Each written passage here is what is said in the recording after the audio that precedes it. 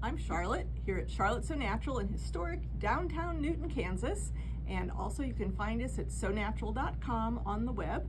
And I'm here today with Lily, my daughter, and I want to show you the Flying Goose Bloc Loc ruler. This is like just really the greatest thing for making flying geese. Lily endorses it too. She loves this. She's been doing flying geese this way for years, and I just want to show this to you. And if you already own it and haven't used it recently, this is a great review for you because we've sold a lot of these. This is a very popular current pattern, Crown and Anchor from Doug Lico Antler Quilt Designs. And we have actually two kits for this in two different colorways. One, these kind of bright popsicle colors, and one that sort of brighter Kim Deal colors. So I'll link to those kits that are currently on our website in this video description. So if you want to check those out, you can. I'm going to actually try to link most of these things in that description that we're talking about, the rulers, the pattern. So the pattern, Doug writes this, and he actually suggests on the back, he says optional tools, Bloc Loc ruler. You don't have to have it, but it is important that if you want to use a Bloc Loc with this, that you use the right size. And this is a 3x6 inch finished Bloc Loc ruler. And they come in different sizes because they're very specific to how they're trimming. The two most popular sizes are the 2x4 and the 3x6. And I'm going to talk about the 3x6 today and show you that. So Doug, in his pattern, he tells you what sizes to cut the squares. This is called the no waste Flying Goose method. And he is going to tell you a size that actually allows you to make it slightly oversized, and you're going to trim it down. If you're working with another pattern and it doesn't tell you that, there is a chart that comes together with the, have it upside down, if it comes packaged with the ruler. So you have all these different sizes depending on which ruler you have, comes on this one sheet. So indeed, it is 7.5 inch square and 4 inch squares that you're going to cut. So I've gone ahead and I've got, for the Kim Deal one, we chose kind of colors and darks for the flying geese and then lights for the background. These popsicle colors, we did kind of the same thing, lights for the flying, colors for the flying geese and light for the background or the sky. But let me just show you. So you end up cutting a 7.5 inch square for the geese. And this square, one square, is going to make 4 flying geese. Then you're going to cut 4 4-inch squares, and they're going to end up placed on the corners. But before you do that, you need to mark these with a 1/2 inch spaced set of lines. And let me see, Lily, can you get that? You're close in? Okay, so I'm going to use a iron erase pen, but you cannot iron after you've done this. So you could use the, some kind of a more permanent marking pen if you wanted to, but you want to mark your lines, your outside lines here, and these are going to be exactly a 1/2 inch apart, which is a 1/4 inch each from the center. This is the same as if your pattern says to draw a line down the middle and then mark a 1/4 inch from, sew a 1/4 inch from each side.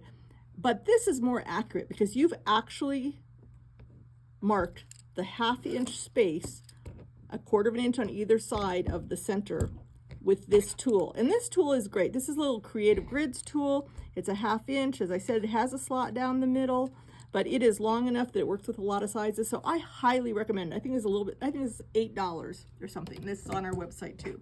So once you have these marked, you're going to set these on the corners like this. And this is, you have 4 of them. You've marked 4 of them. So these are, this is an example that I was doing. These geese are going to be pink, and here's the background. And now I have stitched on these 2 lines. And I don't know if you can you see the stitching there? So those are stitched perfectly. Now the next most important thing is that you trim this right down the middle. And the neat thing is that the Flying Goose ruler has marked on it the 1/4 inch seam line. So there is the marked line. So now I can just lay this right on here and cut, and I will have a perfect 1/4 inch on both of those pieces. So when I do that, this is what I end up with. This is going to be, see, when I cut down the middle of that, these will come out like this, and you press them towards the background fabric. That's important. So that is pressed, and now you're going to lay another square on top there. So I've done that here. And so again, you could be scrappy if you wanted to, or use the same, that's the color of the background fabric.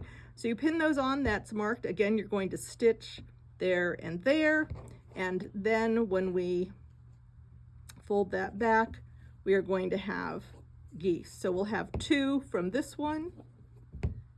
Do this one here in so I can show you. So you'll have one from this side, one from this side, then you have another one here. You're going to put another nose on that one and do the same thing. So then you'll have the 4 oversized flying geese.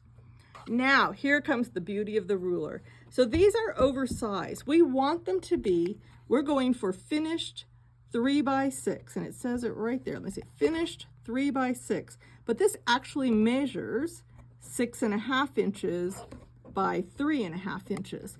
And that's what we want, because that's the 1/4 inch seam allowance going all the way around. And this is what I wish you could feel. I wish you could feel how this just locks right on to those seam allowances. See, those seam allowances are right in line with this groove.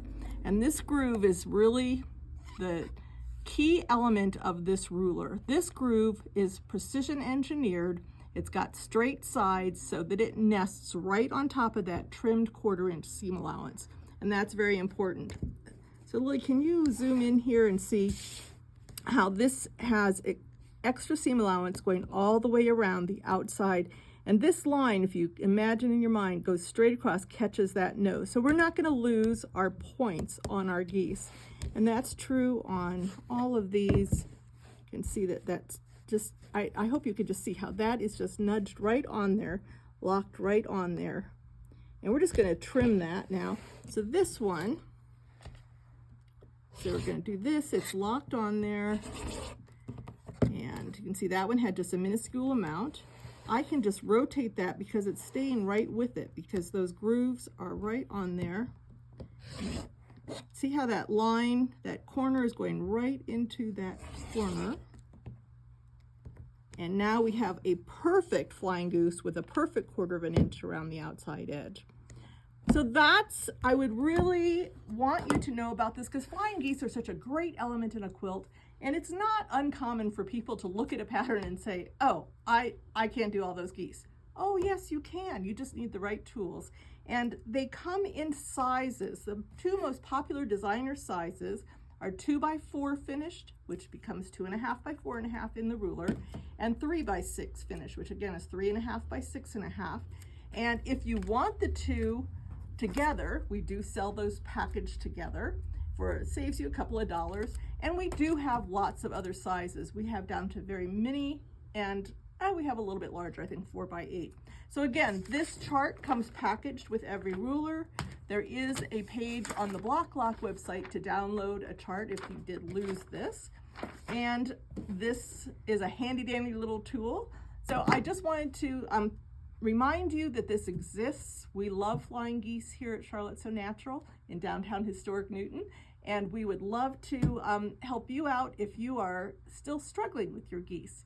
So again, thanks for joining me. Thanks for watching. Let me know, send me an email if you have any other questions, and I'll be glad to try and help. Thanks, bye.